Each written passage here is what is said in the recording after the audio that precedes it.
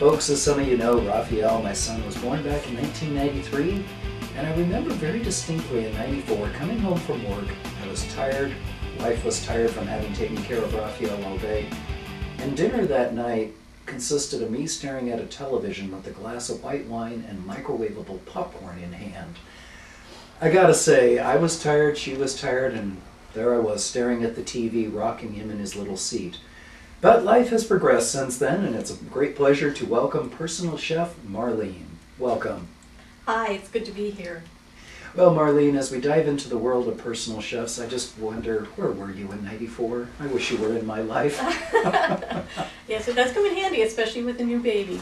Yeah, but Marlene, what is Meals by Marlene? Well, it's a personal chef service. A personal chef comes to your home, we prepare a customized menu, and we do all the grocery shopping, and I come to your home and cook about a week's worth of meals for you, so that all you have to do is heat them up and eat. Well, that is tremendous. So you do the cooking, you do the cleanup, all Yes. the grocery shopping. Really, all I have to say is, Marlene, this week I'm feeling like Asian or There you Italian, go. and you can pretty well run with my idea. That's right. Now, when you say a week's worth, are we looking at 4 servings of a certain thing? How many meals am It's I customized to the client, and you can have as many servings as you need. And it's a complete meal. It's entree, vegetables, bread if you wish, Oh, desserts included? and desserts if you want desserts, yes. Oh, my. Well, not that I ever eat dessert. As anyone who knows me, I avoid them like the plague. But speaking of that, special diets accommodated? Yes, indeed. Most of my clients, in fact, are watching their weight one way or another. But what sets this apart from other personal chef services? I personally like to stress the healthful eating, the organic food, eating a lot of vegetables and food that tastes good, but that's also healthy and good for you. Because this is personalized, it's customized to you, and it's fresh, local ingredients. I gotta tell you, listeners, these muffins that she's brought us are really spot on. I'm on my second one. I might not be eating lunch today. Yeah, maybe not. So, roughly how much time is involved when you come into the home with the groceries in tow?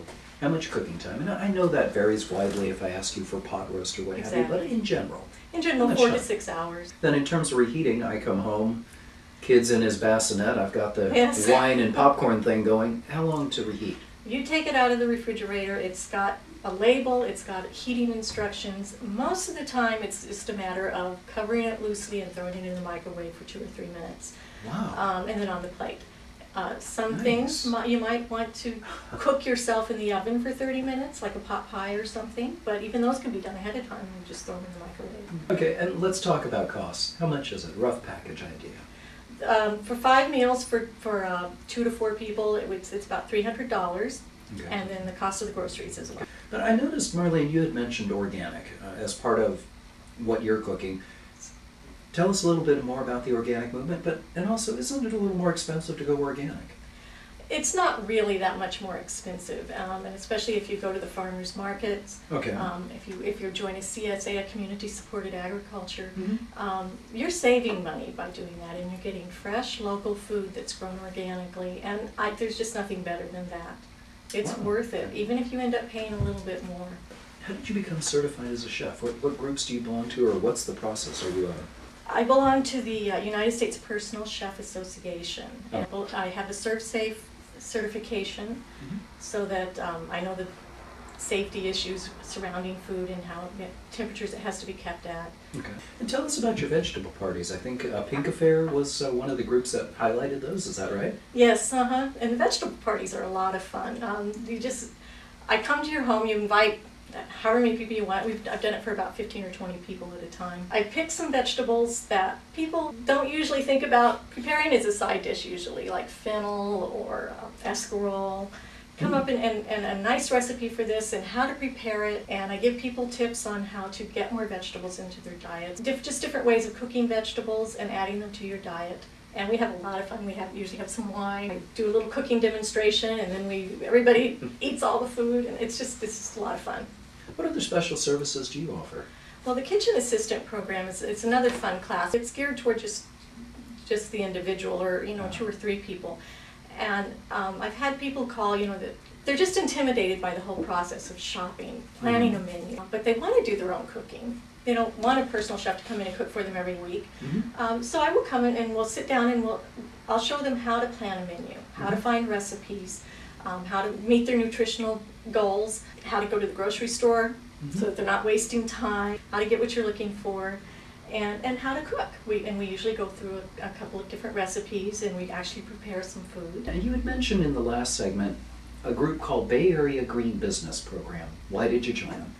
Well, I'll get back to the muffin. You get back to the muffin. The Green Business Program is a countywide program of businesses who want to meet certain criteria to run their businesses, I like to say, by walking lightly on the earth. And that's what I like to do. And when I heard about this program, it was very important to me to be part of it. From the very beginning, I've done things like use the canvas grocery bags to try and not create a bigger mess for the planet. Oh, yes.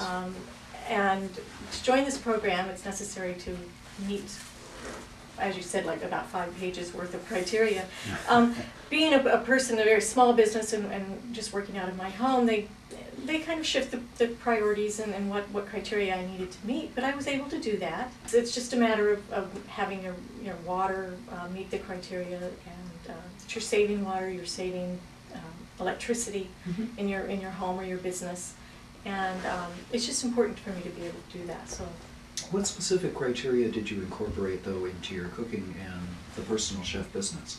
Well, the canvas bags was one way I did that, and I drive hopefully a good car. You know, it's a little Toyota Corolla, so it's pretty good on gas.